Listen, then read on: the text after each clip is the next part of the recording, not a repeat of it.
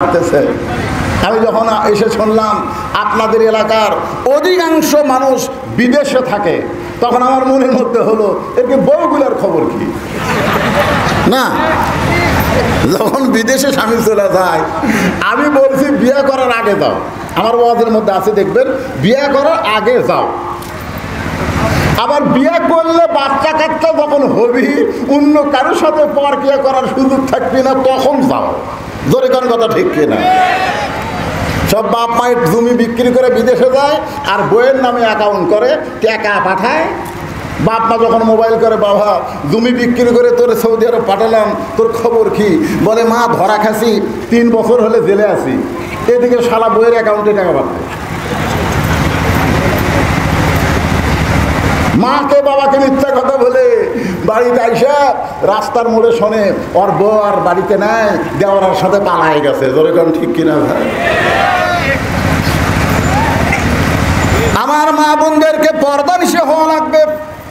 আমার মায়েরা যারা আজকে আলোচনা শুনতেছেন, একটু মনোযোগ দিয়ে শোনেন। ইজা আসাবাতুহুম মুসিবা, আল্লাহ বলতেছেন যখন তোমাদের উপরে বিপদ আপদ মুসিবত আসবে, বাংলাদেশের মেয়েদেরকে যদি আমরা ভালো করতে চাই, কোনো ওয়াজ দিয়ে নারীদেরকে ভালো করা যাবে না।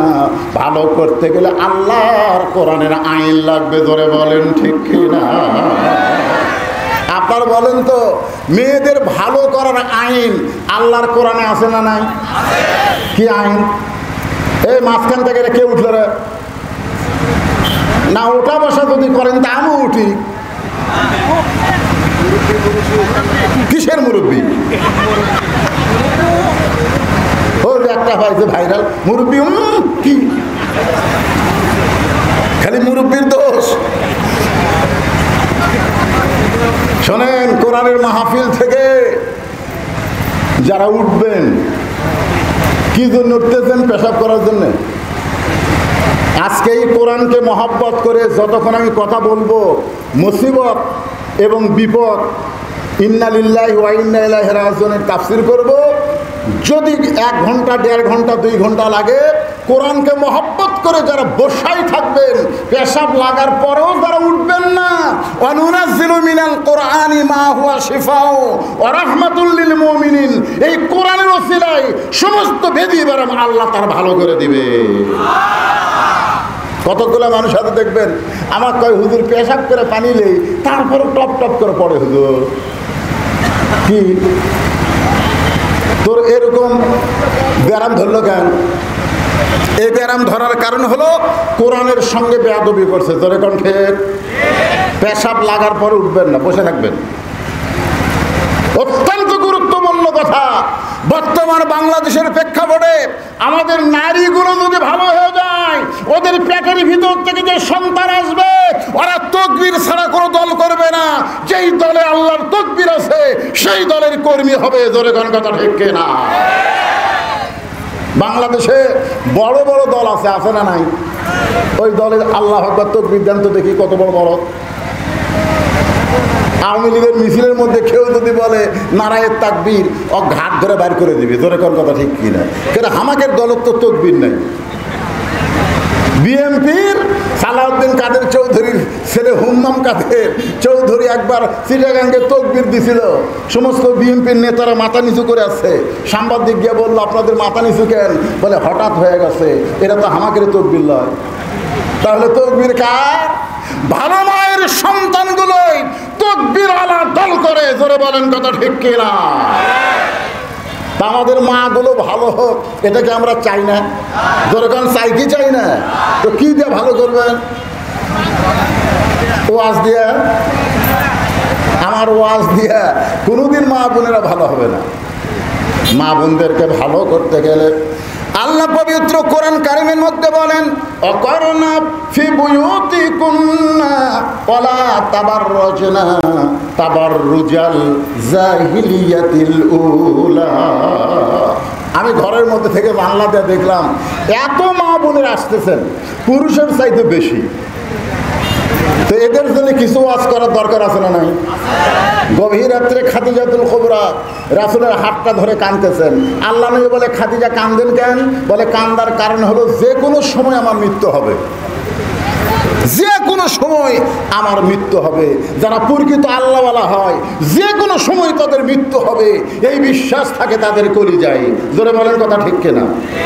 আর যারা শয়তান আলা হয় তারা খালি ফাঁসির চিন্তা করে, অমুকের ফাঁসি হলো, অমুকের ফাঁসি হলো। শয়তান যে অমুকের ফাঁসির চিন্তা করে, নিজের মরার চিন্তা করে না। এরকম লোক আছে না নাই? জোরে করে আছে না? অমুকের ফাঁসি হলো ভাই, অমুকের ফাঁসি হবি রে, তুই যে মরবু রে। ফাঁসির তারিখ আছে, মরার কোনো তারিখ। খাদিজাতুল কুবরা বলে, হুজুর যে কোনো সময় আমার মৃত্যু হবে, মৃত্যুর পরে আমার কিছু সুখবর আপনি জানাবেন না? আল্লাহ রাসূল বলে, খাদিজা এই পৃথিবীতে 10 জন পুরুষকে আল্লাহ জান্নাতের সার্টিফিকেট দিয়েছে। 1 নম্বর হলো আবু বকর। এই পৃথিবীতে 10 জন নারীকেও আল্লাহ জান্নাতের সার্টিফিকেট দিয়েছে। 1 নম্বর হলো খাদিজাতুল কুবরা। জোরে কোন সুবহানাল্লাহ। তাহলে পুরুষের মধ্যে 1 নম্বরকে বলা লাগবে, পুরুষের মধ্যে 1 নম্বরকে, আর নারীদের মধ্যে 1 নম্বর খাদিজাতুল কুবরা।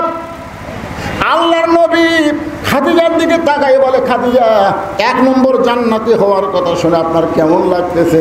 খাদিজা বলে, হুজুর আমার আর কোনো চিন্তা নাই, আর কোনো চিন্তা নাই।